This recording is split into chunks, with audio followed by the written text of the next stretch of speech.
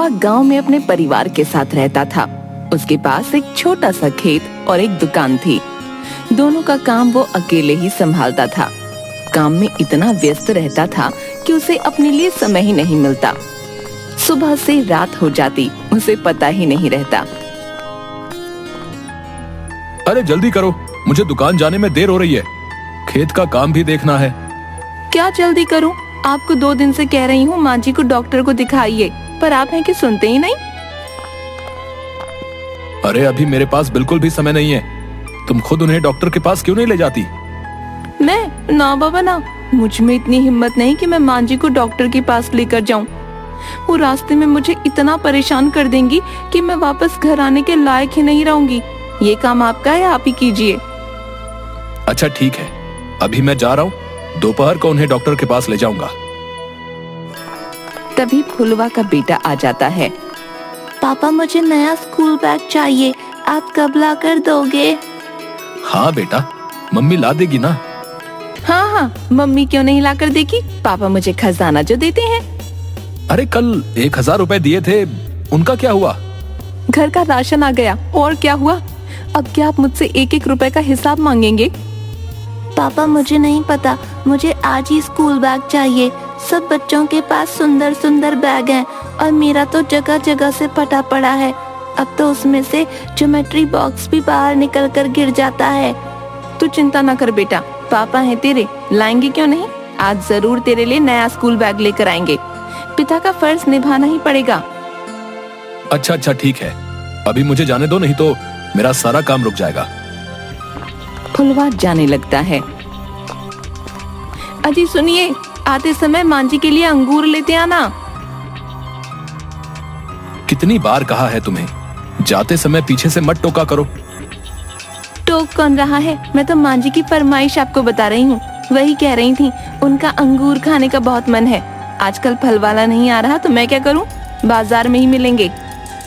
फुलवा आगे बढ़ जाता है, तभी उसकी माँ की आवाज आती है।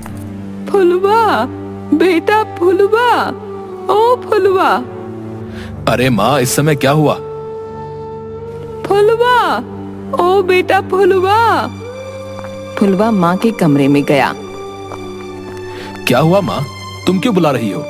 मुझे काम के लिए देर हो रही है। बेटा तू पूरा दिन काम करता रहता है, 2 घड़ी मेरे पास भी तो बैठा कर। मैं दोपहर में तुमसे बहुत सी बातें करूंगा। अभी मैं चलता हूँ, बहुत जल्दी में हूँ। कहता हुआ वो बाहर चला गया। दोपहर को वो अंगूर और स्कूल बैग लेकर आया। माँ, ओ माँ, चलो डॉक्टर के पास जाना है। देर हो गई तो वो अस्पताल से चला जाएगा। हाँ बेटा, आ रही हूँ। हाय, बुढ़ापे में जल्दी जल्दी नहीं चला जाता। माँ लाठी टेकती हुई धीरे धीरे आती है। फुलवा माँ का हाथ पकड़कर उन्हें रिक्शा में बैठाकर ले जाता है।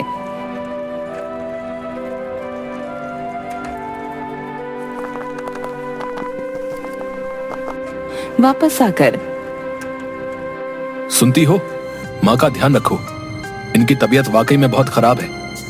मैं अभी डॉक्टर की लिखी हुई दवाइयाँ लेकर आता हूँ। अरे आते समय क्यों नहीं लेकर आए? बात तो तुम्हारी ठीक है, पर माँ थोड़ी देर भी खड़ी नहीं हो पा रही है। उन्हें कहाँ पर छोड़ता। अब तुम मुझे ज्यादा ज्ञान मत दो, मैं अभी गया और अभी आया। फुलवा दुकान से दवाइयाँ लेकर निकला ही था, तभी एक मजदूर उसके पास आया। फुलवा भैया, चलो मेरे साथ चलो, वरना मैं आपके खेत में काम नहीं करूंगा। अरे कौन सा तूफान आ गया जो इतना जरूरी है? थोड़ी देर रुक नहीं सकते? आप मेरा हिसाब कर दो, मैं अभी चला जाता हूँ। अरे मेरे कहने का मतलब ये नहीं था, मैं तुम्हारे साथ चल तो रहा हूँ। क्या बात हो गई बताओ। फुलवा खेत में जैसे ही पहुंचा, एक और मजदूर भागा भागा आया। फुलवा भैया, मेरा हिसाब कर दो, मैं यहाँ काम नहीं करूंगा। क्यों, क्या हो गया? थोड़ी देर पहले तो तुम दोनों को ठीक ठाक छोड़कर गया था, अब क्या हुआ? एक मजदूर दूसरे की ओर इशारा करके, ये आदमी बिल्कुल पागल है भैया, इसे बोलने की तमीज नहीं। इसकी वजह से मैं यहाँ काम नहीं कर सकता, मुझे यहाँ से जाने दो। मुझे भी नहीं करना, आप सारा काम इसी से करवा लो। तुम लोग शांति से अपना काम क्यों नहीं करते? आपको क्या पता फुलवा भैया, आप कौन सा खेत में रहते हो? मालिक होकर खुद तो यहाँ वहां घूमते रहते हो। आपको यहाँ रहना चाहिए ना हमारे साथ, तभी तो काम हो पाएगा। आप यहाँ रहते हो तब तक ये ठीक रहता है, नहीं तो कुछ काम नहीं करता, कामचोर कहीं का। मुझे इसके साथ काम नहीं करना, आप मेरा हिसाब कर दो अभी के अभी और मुझे यहाँ से जाने दो, नहीं तो ये मुझे पागल कर देगा। ठीक तरह से सोच लो भैया, क्या पता तुम्हें कल काम न मिले। आप चिंता मत करो, ढूंढने जाऊंगा तो मिलेगा क्यों नहीं, आप बस मेरी मेहनत के पैसे दे दो। फुलवा ने उसे पैसे दे दिए। दूसरा मजदूर काम में लग गया और फुलवा भी काम में उसकी मदद करने लगा। हे भगवान, आज तो मैं बहुत थक गया हूँ, अब तो खड़े रहने की भी हिम्मत नहीं रही। मैं घर जाता हूँ।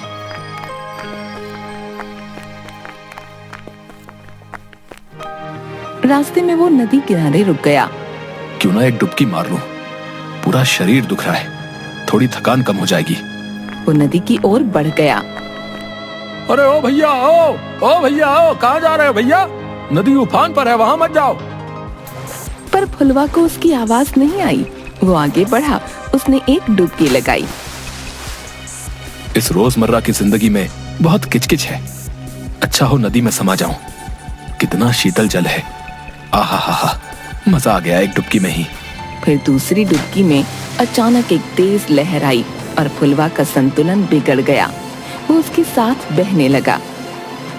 अरे बचाओ, अरे बचाओ, अरे कोई तो बचाओ, अरे मेरे मुंह से गलती से निकल गया कि मैं नदी में समा जाऊं।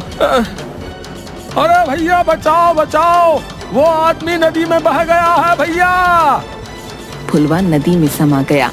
वो पानी के भीतर और भीतर जाकर बेहोश हो गया।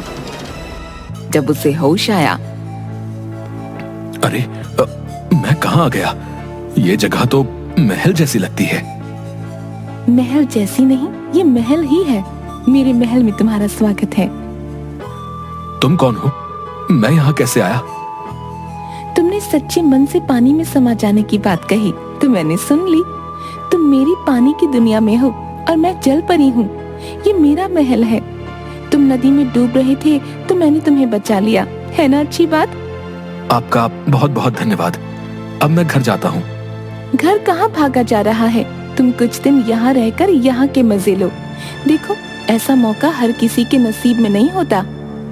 बात तो ठीक है, चलो मैं भी कुछ दिन राजमहल के ऐशो आराम के मजे ले लूं। फुलवा राजमहल में ऐशो आराम से राजकुमारी के साथ खुशी से रहने लगा। मैं तुम्हें एक चुटकुला सुनाता हूँ। हाँ हाँ सुनाओ। 3 सेब पड़े थे। एक लड़के ने दूसरे से कहा कि मुझे ये 3 दे दे। दूसरे लड़के ने उसे 3 थप्पड़ मार दिए। पहले लड़के ने पूछा कि तुमने मुझे मारा क्यों? तो दूसरे लड़के ने कहा कि तूने ही तो कहा था 3 दे दे। राजकुमारी जोर जोर से हंसने लगी। कुछ दिन बाद, मुझे अब यहाँ से जाना है। इतनी जल्दी? कुछ दिन और यहाँ रहो ना। मुझे जाना होगा। हाँ तो चले जाना ना। देखो, मैंने तुम्हारी जान बचाई है, तुम मेरे लिए इतना भी नहीं कर सकते? अच्छा ठीक है।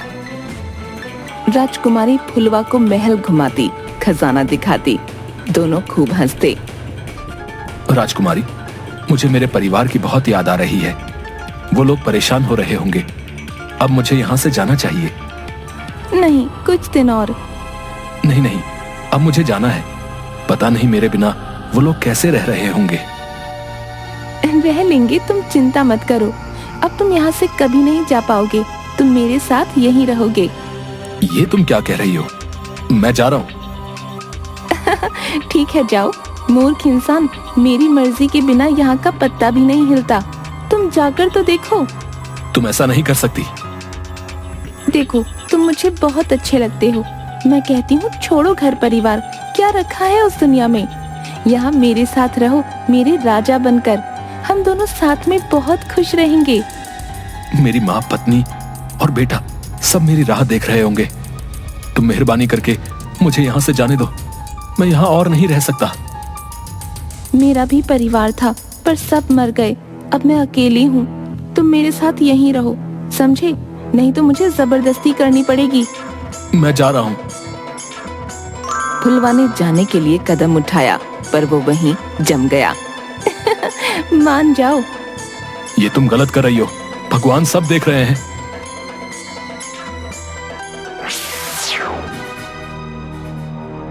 मेरी बात नहीं मानेगा?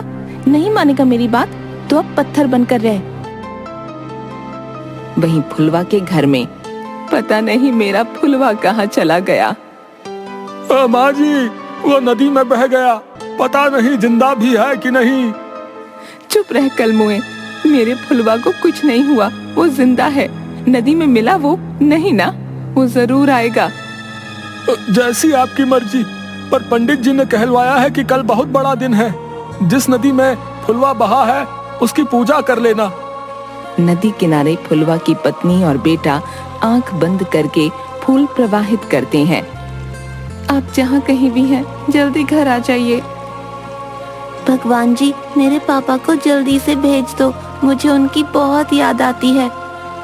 बेटे का गिराया फूल नदी में गहराई तक बहता हुआ फुलवा की मूर्ति पर जाकर गिरा और वो फिर से इंसान बन गया। राजमहल में शोर हो गया। राजकुमारी भागती हुई आई। ये कैसे हुआ? ये वापस इंसान कैसे बना? भगवान भी यही चाहते हैं कि मैं अपने परिवार के पास चला जाऊं। तुम चले गए तो मेरा क्या होगा? ठीक है, तुम यही चाहती हो तो मैं हमेशा यहीं रहने के लिए तैयार हूँ। मैं तुम्हारा एहसानमंद हूँ, तुमने मेरी जान बचाई है, पर मेरी एक शर्त है। कौन सी शर्त? मैं यहाँ मूर्ति बनकर ही रहूंगा। तुम मुझे फिर से मूर्ति बना दो, क्योंकि अब मैं अपने परिवार के बिना नहीं रह सकता। मैं यहाँ जीते जी मर रहा हूं। फुलवा, तुम चले जाओ।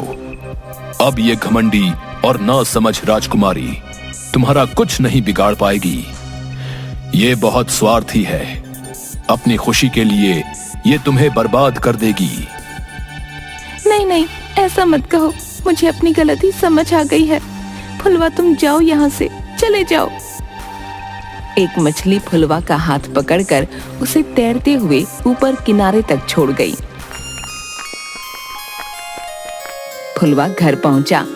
पापा आ गए, पापा आ गए, कहता हुआ उसका बेटा फुलवा से लिपट गया।